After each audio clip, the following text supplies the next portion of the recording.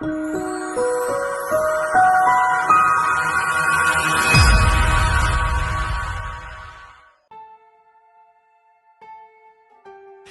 friends, for this week's digest, we are calling out against vengeance, that inclination to retaliate or pay others back for the injury, insult, or other wrong they did to us.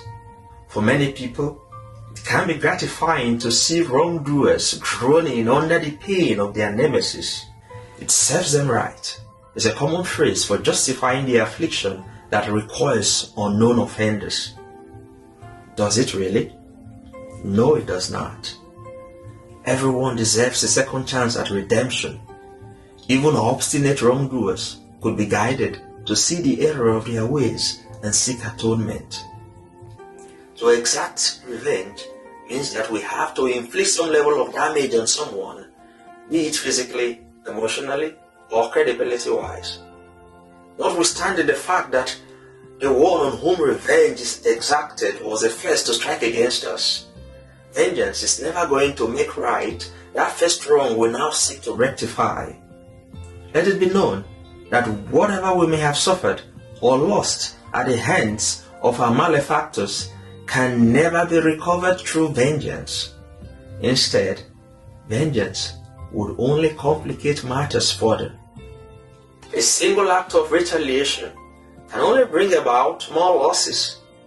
Some persons could end up causing injuries worse than they suffered, or could find themselves in gross violation of the criminal code, thereby losing their dignity and possibly their freedom also.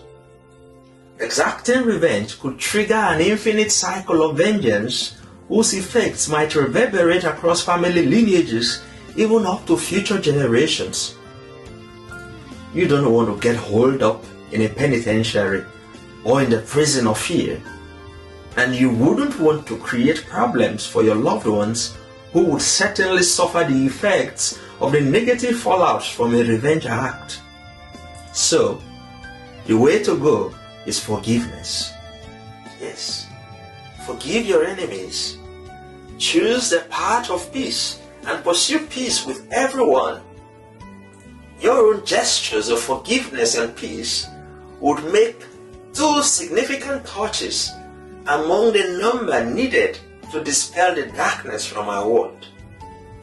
Yes, indeed, forgiveness and peace. Peace be with you. Remain blessed.